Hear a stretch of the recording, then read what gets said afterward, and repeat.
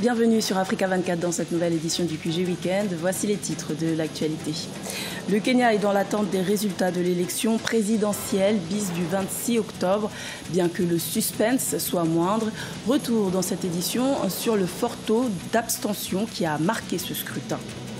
Le Rwanda traverse une pénurie de matériaux d'emballage, notamment depuis l'interdiction des sacs plastiques en août 2017 au Kenya. Une situation qui démontre la corrélation des économies de ces deux pays. Et la vente à la pesée devrait bientôt être instaurée en Côte d'Ivoire. Le décret est en préparation pour 2018, d'après l'annonce faite par le ministre du Commerce en marge d'un salon sur la contrefaçon. Mais tout d'abord, au Burkina Faso, la défense du général Gilbert Diendéré, jugé pour son implication présumée dans le coup d'État manqué de septembre 2015, a contre-attaqué lors de son audience de mise en accusation ce vendredi 27 octobre. Le cerveau présumé du coup d'État a contesté l'ordonnance du juge et a demandé l'inculpation d'une dizaine de chefs militaires, dont l'ex-chef d'état-major général des armées. Pour ses avocats, il ne fait aucun doute que cette ordonnance comporte des irrégularités. Il demande son annulation.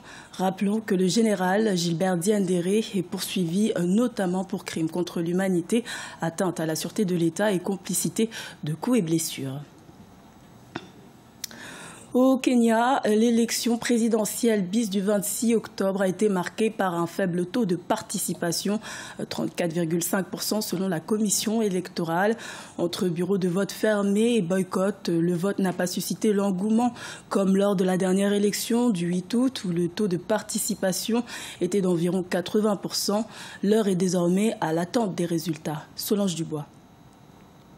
Près de 19,6 millions de Kenyans étaient appelés aux urnes jeudi 26 octobre, mais seulement 34,5% ont répondu à l'appel. Malgré le boycott de l'opposition, les partisans traditionnels du président sortant Uhuru Kenyatta ne semblent pas s'être déplacés en masse.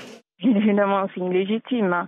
On n'était pas prêts. Depuis plusieurs semaines maintenant, l'opposition proteste contre l'absence de changement au sein de la commission électorale. Il y a même le président de la commission électorale, M. Chebukati, qui a confirmé il y a quelques jours que les mêmes erreurs allaient se reproduire. Donc les gens ont bien compris que ça ne servait à rien. Jusqu'à la dernière minute, le chef de la Cour suprême, David Maraga, aura tenté d'éviter le naufrage après une annulation de l'élection du 8 août dernier annonçant la victoire d'Uhuru Kenyatta. Il avait ordonné l'organisation d'un nouveau vote ce jeudi 26 octobre. Mais suite à des irrégularités dans la transmission des précédents résultats, le leader de l'opposition NASA, Raila Odinga, avait alors décidé de retirer sa candidature. Il a donné la chance à son challenger maintenant vraiment de gagner en toute tranquillité. Parce que même si le score et le taux de participation est faible, de toutes les façons, c'est celui qui a gagné, c'est celui qui a accepté d'aller aux élections. Et la Cour encore a donné la chance aux autres petits candidats de participer. Tout cela donne une petite légitimité également à son challenger. Après 2 longs mois de chambardement politique et institutionnel, le Kenya va enfin être fixé sur son sort. Mais la crédibilité du scrutin est d'ores et déjà remise en cause. Un appel à la résistance a été lancé par l'opposant Raila Odinga. À ses fidèles, il plaide également pour l'organisation d'une nouvelle élection dans les 3 mois à venir. Et notons que le vote qui avait été ajourné à ce samedi 28 octobre dans 4 comtés du pays à cause de violents affrontements a été reporté sine die par la commission électorale. Cette dernière justifie ce report par la forte tension qui règne dans ces comtés de l'ouest du pays. Également dans l'actualité, le président camerounais Paul Biya a reçu ce vendredi 27 octobre le secrétaire général de l'Organisation des Nations Unies, Antonio Guterres, au Palais de l'Unité à Yaoundé. Les deux hommes ont échangé pendant de longues minutes sur des sujets d'actualité, notamment la crise sociopolitique qui secoue les régions anglophones du Cameroun, la guerre contre Boko Haram et ses conséquences en termes d'afflux des réfugiés, mais aussi la situation sécuritaire dans la région d'Afrique centrale. Notons que cette nouvelle rencontre intervient 1 mois après la 72e Assemblée générale des Nations Unies à laquelle les deux hommes ont participé. En août 2017, le Kenya a décidé d'interdire l'usage des sacs plastiques, ce qui n'a pas fait les affaires du Rwanda, pays où les matières premières sont chères. Le marché rwandais des matériaux d'emballage connaît une pénurie, un paradoxe pour ce pays qui a interdit les sacs plastiques depuis 2008. Fraterne Diakaisenga. Cela fait presque 2 mois que le Kenya a interdit la fabrication, la commercialisation et l'utilisation des sachets en plastique, une décision qui a un impact direct sur le Rwanda voisin.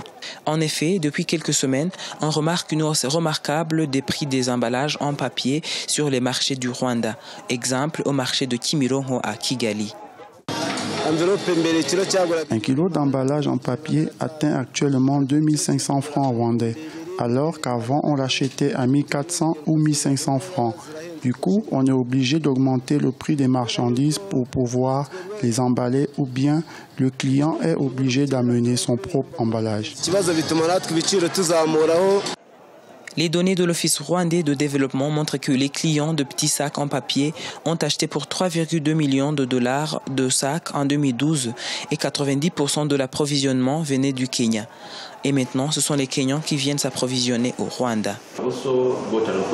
Depuis l'interdiction des sachets en plastique au Kenya le mois passé, nous avons beaucoup de clients qui sollicitent nos produits.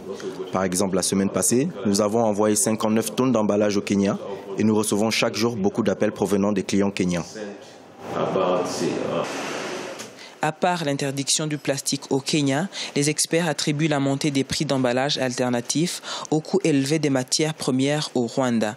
12 ans après l'interdiction réussie des produits en plastique, l'industrie des sacs en papier n'est pas encore en mesure de satisfaire le marché local. Dans le reste de l'actualité, au Bénin, le budget général de l'État a été dévoilé ce vendredi 27 octobre. Il devrait connaître une forte baisse en 2018. Il aurait été établi à environ 1862 milliards de francs CFA contre près de 2000 milliards en 2017, ce qui représenterait une baisse de 7,3%. En Côte d'Ivoire, la vente à la pesée devrait être instituée en 2018. Un décret est en préparation et le ministre du Commerce le prévoit pour juin 2018, dernier délai. Un changement important puisque la grande majorité des populations ivoiriennes se procurent des denrées alimentaires sur les marchés. Marcel Farba-Maroun. En Côte d'Ivoire, il ne sera bientôt plus possible de se procurer des denrées alimentaires par le biais de vente au tas, mais à la pesée. L'annonce est du directeur général du commerce intérieur, Aimé Coisan, à l'occasion du 3e Salon international de l'originalité d'Abidjan, qui a eu lieu mercredi 25 octobre 2017. Pour ce faire, un décret initié par le ministère du Commerce, de l'Artisanat et de la Promotion des petites et moyennes entreprises devrait entrer en vigueur d'ici moins d'1 an, dans un pays où la grande majorité des populations se procurent les denrées alimentaires sur des marchés à partir de tas ou à la criée. Entre la prise du décret et l'application, il y aura une phase transitoire qui va durer 6 mois de sensibilisation des populations et des opérateurs économiques avant que cela ne soit effectif au plus tard juin 2018. Il s'agit de décrets d'application qui sont en préparation et qui précisent que sur l'ensemble du territoire ivoirien, la vente se fait à la pesée et non plus au tas. La vente en Côte d'Ivoire doit se faire à base de mesures réglementées. Cette décision prise en 2016 par le gouvernement ivoirien devrait permettre d'accentuer la compétitivité de l'économie nationale. La nouvelle mesure donnerait également la possibilité aux autorités ivoiriennes de réduire la fraude. C'est beaucoup plus simple d'acheter 1 kilo à un prix X lorsqu'on sait clairement que la quantité qu'on reçoit équivaut effectivement à l'argent qu'on paye. Là où il faudra que les autorités mettent l'accent, c'est dans la vérification des instruments de mesure essentiellement, pour s'assurer effectivement que ces instruments de mesure soient bien calibrés, parce que le risque évidemment c'est que certains commerçants un peu véreux pourraient essayer de manipuler les instruments de mesure, les instruments de pesée, pour faire en sorte de dégager des marges toujours plus importantes au détriment du consommateur. Une fois entré en vigueur, le décret en question suppose un contrôle régulier des autorités ivoiriennes. Les balances des commerçants peuvent en effet ne pas débiter, selon la mesure commandée, pour des raisons diverses, ce qui pourrait créer un repli des populations face à cette disposition. Ce journal a été réalisé par l'ensemble de la rédaction. Merci de votre fidélité. Retrouvez dans un instant une nouvelle édition de l'information sur Africa 24.